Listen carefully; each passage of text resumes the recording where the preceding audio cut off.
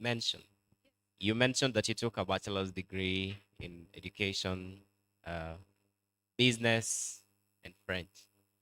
You also mentioned having worked as a, and then having worked with some kind of a French media company, and then also worked bank and that. So you mentioning working with a French media company, that with maybe I'd relate that with you having pursued French and maybe working in the bank, you having pursued business. I mean, now you're a HR. Think,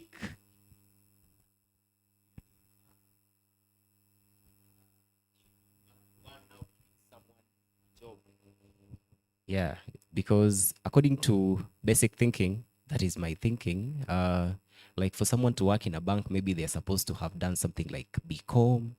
And for someone to work in a media company, maybe they're supposed to have done something like journalism or mass communication or something like that. Though I'm not so sure what you were doing in the bank and in the media company. Yeah, do you think by just having done business and French, like now you being an employer, I have done business and maybe the French, would you give me that job that you were given? Like, yeah, would you give me that job? I mean, is there something else that was considered rather than you just having pursued journalism or you having pursued bachelor's of commerce for you to work in that bank? I Okay, I hope you've gotten it. Yeah. I've gotten it. So you're asking about the career change. So when I was teaching, I had two teaching subjects, French and economics. And I was posted to teach in Kisii. The location is not the issue. I was in Kisii town. Why I'm mentioning Kisii is because I told you I graduated in 96. Have you ever heard of MS-DOS? When computers came, there was this program called MS-DOS. That is where you had to start. Now in Kisii town, there was only one computer college. And I was making 4,285. I still remember that figure very well because 85 I would eat chips and chicken on my way home. So what happened is, okay, before they regularize your salary, when you're posted, you go and queue at the DC's office those days. But the point here is I was idle. Remember I said don't be idle, by the way. That's why I changed career, because I was idle. So if there's an employer here, don't make anyone idle. They'll leave you. Some of them will leave you. So I was teaching French from 1 to 4. We were 2 and 1 left. So I remained alone. And the classes were mostly between Tuesday and Thursday. Now, because I was the only French teacher, there was no one, I was not assigned economics or business education to teach. So I didn't have work to do. Like, how many students were doing French? So if you have a class of 40, you have maybe 5 are taking French, another 5 music, agriculture. You know those, you split at the same time. How many scripts was I marking? There was not. And the way I was energetic. So I started looking for a job. And I asked for a transfer, and my headmaster, I think, knew someone in TSC, because even now you can't apply for a transfer and next week you get a response. Something was wrong. So I would always get a no, no, no. So, I mean, I went and enrolled for some computer college and they were teaching me MS-DOS. But even that, once, 1 hour a day, 1 hour of class. Friday, I could come to Nairobi if I had money. So that's why I left. So when I left, we had gone for vacation.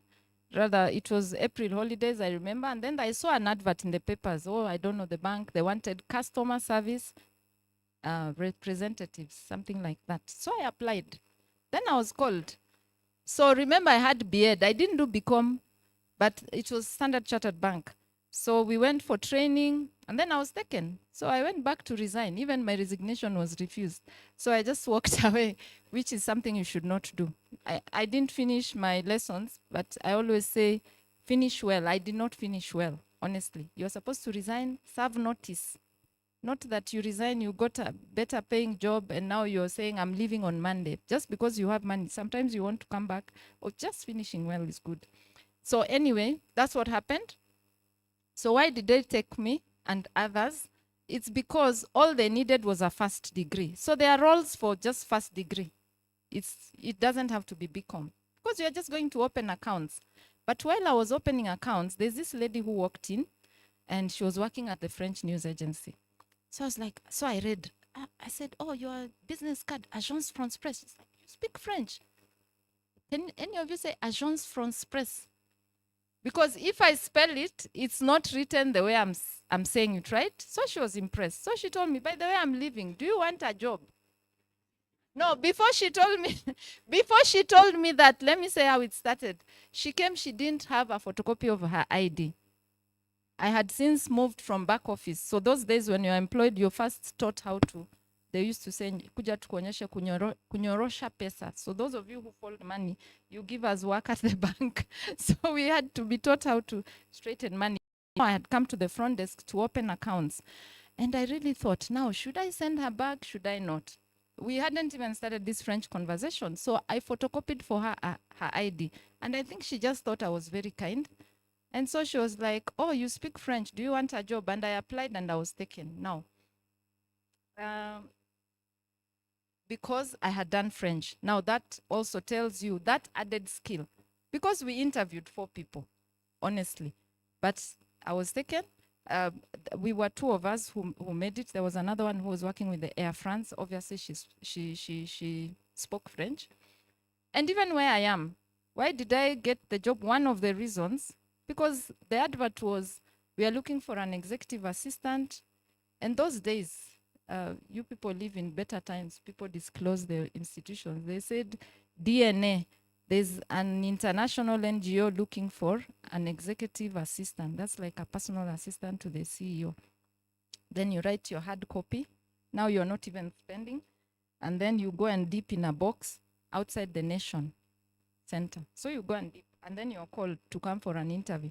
Like, which institution? Where are you? You know those questions.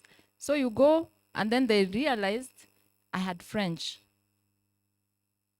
Then they took me. Okay. So those things, they add up. You know, a little here, a little there. So while I was there, when I went, first of all, to Agence France Presse, then I enrolled for my MBA immediately. Remember, I left teaching, came to Stanchart, and then for those of you who are Seventh-day Adventists, one time I got money in my account. They doubled my salary 1 month. So I went to the manager and said, I got 2 salaries this month. What's going on? He said, oh, we are transferring you to Kisumu. They said I was doing a good job. They wanted me to go to Kisumu. So you have to do a good job. So I said, I don't want to go to Kisumu, because when I moved to Nairobi, by the way, when the next speaker comes, tell me, are they here? Oh, sorry. I don't want to take their time. Sorry. Sorry? 10, you're very generous. Thank you. Thank you. Thank you. So let me speak fast. I hope you will listen as fast as I speak. So when I moved from my MS DOS, when I came to Nairobi and I got that job, I immediately enrolled for a banking course. Are you listening? I dumped the MS DOS. Not that it was not important, but I left it and started banking, because you must be relevant where you are. Now I'm in the bank, so I have to study banking. But now these guys, after about a year, they want to send me to Kisumu. First of all, I'm having struggle working on Sabbath. And so I say, no, I don't want to go to Kisumu. I'm doing banking. And banking was being done at Kenya Bankers Circle or something, next to the bomb blast site. You had to go in person. We hadn't started the virtual stuff. And then what happens? Then apparently they had asked my colleague who was sitting with, and he had said he had just started an MBA at USIU. So he said he couldn't go, and then they put money in my account before the conversation. So I also said, now I can't go. But also when I walked into the bank, the first day after coaching, after training, when I got employed, the bank manager asked me, you have a degree. Why have you come here? So I started thinking. You see, when you hear that, you start thinking and doing things. Anyway, so I left. Now, when this lady came and I went to interview and got the job, I also stopped doing banking courses. And I'm not saying what you start, you don't finish. There's a reason why I stopped. For me, I didn't go to Kisumu because if you went to Kisumu, you had to work every Sabbath. And I was already struggling with asking them for permission the first and last Sabbath of the month. And now having to go and start thinking, I just moved. Now, when I came here, what was my role? Back to your question, I was still Bachelor of Education. But now I'm moving from the bank, I'm going to a news agency. What did they want? They wanted me to be doing accounts for them. But I was very good in maths. So they wanted me to be doing accounting and, personnel management. And then there was a newsletter I had to do every Monday in French and, send to embassies and a few other French-speaking institutions. So when I was there, I enrolled for my MBA. Because I said, okay, now I'm just here behind. You see, in the bank, I was meeting people. People would come to open accounts. So I enjoyed the interaction with the people. Now, when I went to AFP, other than the employees there who were like 6 or 8, I was there accounting. And sometimes you go home and the books didn't balance. You can't trace where 15 bob went. And then I'm not sleeping because you're just dreaming. Where did it go? Because you can't just take 15 bob and put it back. You have to figure out how is it. Yeah. So after my MBA, then I got this other job. So when I got this job, I joined in 2004 as the PA to the CEO. And then they said, but you have an MBA in HR. Why don't you start a HR unit? So I actually started the HR unit. So starting to set up the systems. Then, people come to you, they have issues, Then I'm like, okay, now I'm counseling people from what? I don't have the skills. So I enrolled for counseling. Now this one I finished. I finished and graduated. And then now, because people are moving into, beyond just counseling and all this, you want to have a coaching culture and stuff like that. I decided to do a strengths coaching program. And so I'm a strengths coach. So it's just to say you can change careers. Now, my civil engineer here, when I was doing MBA, I think I've just remembered, a lot of the people in that class were actually engineers. A lot of the people. Every time we have consultants from the Deloitte, the KPMGs, most of them are actually engineers, and other things, but they're doing HR. It's just to say there are skills that are transferable. It's how do you analyze data? How do you reason? There are skills that are transferable. There are skills that may not be transferable. So don't worry. If people say they want a degree, then they really don't care what degree. They just want to know. There's something that being in a university does for you. And I'm also saying this from a HR perspective. We have employed people.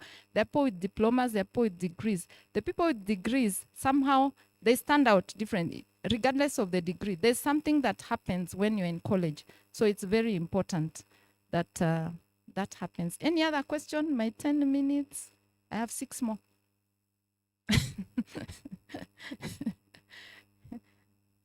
Quick. We only have 6 minutes. God is good. And all the time. I go by the name Brian Nyangacha. And I came here for 2 reasons. I'm not a student. I came to learn from others' experience and also to share my experience. I'm an associate of the University of Nairobi, graduated in December 2015. And I studied Bachelor of Commerce, Procurement, and Supply Chain option. And I have enjoyed the presentation. But when I was seated here in the morning, I had the expectation of the students who came here this morning. They would want to know how is life outside there. And you have a very good CV, listening, job after job after job. And I'm here to also share my experience of those people who tarmacked outside there. And I want to emphasize on something that you mentioned about skills. And before I mentioned about that, I talk about that 3 things that work together is academics, skill, and network. She talked about them, so I don't want to overemphasize because of time. Now, whatever field that you are taking, you need to know. She talked about the professional. We talk of professional courses. For example, I married an associate of JKUSDA, and she did Bachelor of Commerce in Finance. And she found it so hard to get a job without a CPA. It's impossible to get employed with just a degree in finance. So, and there are various courses which requires professional courses. Are we together?